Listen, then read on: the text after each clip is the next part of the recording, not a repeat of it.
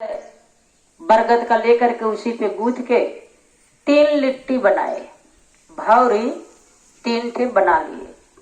और जब बना लिए तो उन्होंने सोचा कि पहले किसको खाऊं, पहले इसको खाऊं कि इसको खाऊं कि इसको खाऊं।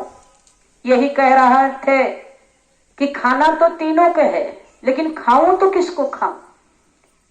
3 लिट्टी 3 रोटी कभी भी नहीं बनाना चाहिए, क्योंकि पहला ब्रह्मा विष्णु महेश, ये 3 रोटियां जो बनता है ये उनका आहार होता है।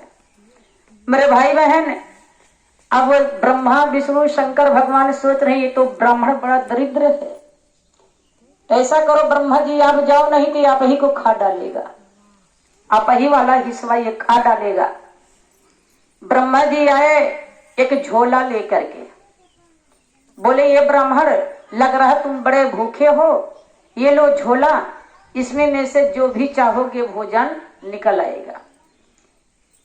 ब्राह्मण बड़ा खुश हुआ, उसने कहा तब मैं शहर क्यों जाऊं, जब झोला में से भोजन निकल रहा है तो मैं शहर क्यों जाऊं। ब्राह्मण ने उस झोले को लेकर के ब्रह्मा जी को प्रणाम किया और वहां से चल दिया। चलते चलते चलते जंगल में रात हो गई। बगल में एक भीलनी थी मुसाहरीन, वो दोनी पत्तल बिन रही थी। उससे पंडित जी ने कहा कि बहन रात होने को है, अगर आप कहो तो मैं आपके यहाँ आज एक रात रुक लेता हूँ। भीलनी ने कहा कि बाबा आप रुक तो सकते हैं, लेकिन मैं आपको खिला नहीं सकती क्योंकि मैं बहुत गरीब हूँ। पंडित जी ने कहा कि आप खाने की चिंता ना करो, बस मेरे रहने की व्यवस्था कर दो। शाम जब हुआ 8-9 बजा, पंडित जी ने कहा कि देखो मुझे आज ही आपके यहाँ रहना है, कल तो चले जाना है, लगता है आप लोग कई दिन से खाना नहीं खाए हैं। ऐसा करो जितने बर्तन है सब बर्तन मेरे पास ले आकर के रख दो, आप लोगों के लिए मैं खाना दे देता हूँ और कुछ दिन के लिए और भी दे देता हूँ, मैं भी खा लेता हूँ। पंडित जी ने झोला में हाथ रखा और जो भी चाहा निकालते चले गए, देते चले गए, निकालते चले गए, देते चले गए। सब लोगों ने पेट भर करके भोजन खाया। अब भीलनी के मन में लालच आ गया। जब पंडित जी रात को सोए, उसने एक झोला वैसे ही तैयार किया, पंडित जी के चारपाई में वह झोला टांग करके उस झोले को उठा ले गई। पंडित जी जब सुबह हुआ तो वहां से चल पड़े। जब आए अपने घर पर पंडिताइन को सारी बात बताए। जैसे ही झोला में से खाना निकालना चाहा, मेरे भाई बहन झोले में से खाना नहीं निकला। पंडित जी ने कुछ नहीं बोला, उन्होंने कहा कि बस लग रहा है कि वही जो भिलनी थी वही मेरा झोला रख ली। उन्होंने कुछ, क्योंकि बहुत सबरी थे वो, अगर सबरे नहीं होते तो कहीं घर भिक्षा क्यों मांगते। मेरे भाई बहन वो कहे कि ऐसा करो कि तुम्हें घर और को देखिए, मैं फिर जा रहा हूँ। वही कुआं के पास पंडित जी फिर आए, फिर 3 लिट्टी बनाए। जब 3 लिट्टी बना लिए तो उन्होंने फिर वही दोहराना शुरू किया कि इसको खाऊं किसको खाऊं किसको खाऊं, खाना तो तीनों के है, किसको खाऊं पहले। उसके बाद बाबा भोलेनाथ ने विष्णु भगवान से कहा कि विष्णु जी लग रहा इस बार पंडित आप ही का खा डालेगा, आप जाओ इसकी मुराद पूर्ण करो। उसी कुएं में से विष्णु भगवान एक बकरी को लेकर के निकलते हैं। उन्होंने कहा कि ये ब्राह्मण तुम बहुत लालची हो, तुम्हें धन की जरूरत है, ये लो मैं बकरी दे रहा हूँ। बकरी जब करेगी तो लेड़ी नहीं करेगी, मोती करेगी। पंडित बकरी को पा करके बहुत खुश हुए। बकरी ने जब गोबर करना शुरू किया तो गोबर नहीं किया, मोती किया। पंडित उस मोती को समेट करके अपने गमछे में बांध लिए, बकरी को फिर लेकर के चले और गए वहीं भीलनी के पास, फिर रुक गए। बकरी अपने चारपाई में बांध दिए और भीलनी ने जब देखा कि बकरी जो है गोबर के जगह मोती जो है कर रही है, तो उन्होंने क्या किया, उस बकरी को एक बकरी उसी तरीके से मंगा करके रात ही रात और बाबा के चारपाई में बांध करके उस बकरी को रख लिया। सुबह जब हुआ, जब पंडित बाबा जाने लगे तो मेरे भाई बहन बकरी रास्ते में गोबर के बजाय, मोती के बजाय गोबर करने लगी। पंडित बाबा सब माजरा समझ गए।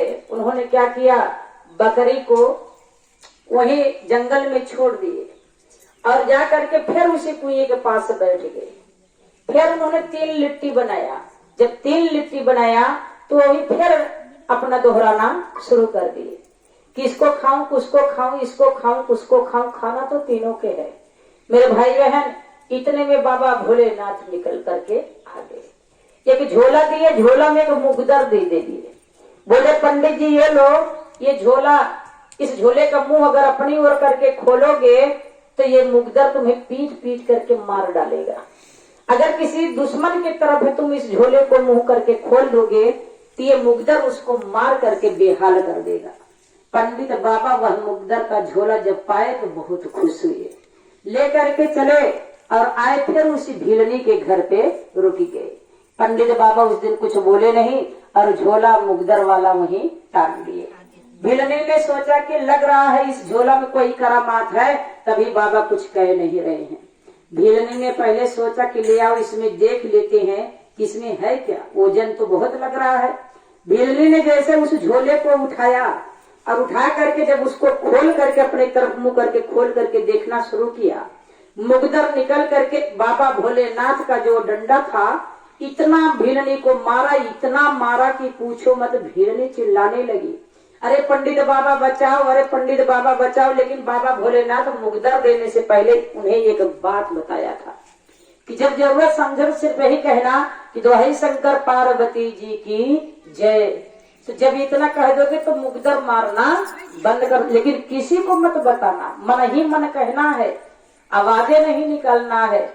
अब चिल्लाने लगी बाबा। पंडित बाबा बोले कि बकरी देगी? उसने कहा कि हाँ बकरी दूंगी मैं। फिर उन्होंने पूछा कि झोला देगी? फिर उन्होंने कहा कि हाँ झोला भी दे दूंगी मैं, मुझे कुछ नहीं आपका चाहिए, जो कुछ है आप लेकर के जाओ। पंडित बाबा ने मन ही मन बाबा भोलेनाथ माता पार्वती को याद किया और मेरे भाई बहन उसके बाद जो है सारा सामान लेकर के जब घर आए तो अपने पंडिताइन को सारा सामान दिखाने लगे। अब ये दोनों लोग क्या करने लगे, उसी झोला से भोजन निकाल करके गरीब दुखिया को खिलाने लगे। वही गांव में एक राजा था। राजा को जब पता चला, राजा कोई प्रणाम नहीं करता था, राजा की जय जय जयकार नहीं कोई करता, जो भी जय जयकार करता वो पंडित का जय जयकार करता। राजा को बहुत बुरा लगा। उन्होंने कहा कि जाओ पंडित का जितना सामान है सब लेकर के मेरे पास आओ। मंत्री गए, राजा भेज दिए। मंत्री लोग ने क्या किया, पंडित का सारा सामान उठा करके ले जा करके राजा को दे दिया। जैसे ही मुगदर वाला झोला राजा ने खोला, अब मुगदर वाला झोला में से डंडा जब महादेव का निकला, मेरे भाई बहन सबको वो पीट रहा कि पूछो मत। बहुत सारे लोगों को उसने इतना बेहाल कर दिया मार मार के कि कुछ लोगों को होश ही नहीं था। राजा ने कहा कि जाओ पंडित को बुला कर ले आओ, अपना झोला ले जाए, अपना मुगदर ले जाए और हम लोगों को बचाए। आज के बाद उसके पीछे हम कभी नहीं पड़ेंगे।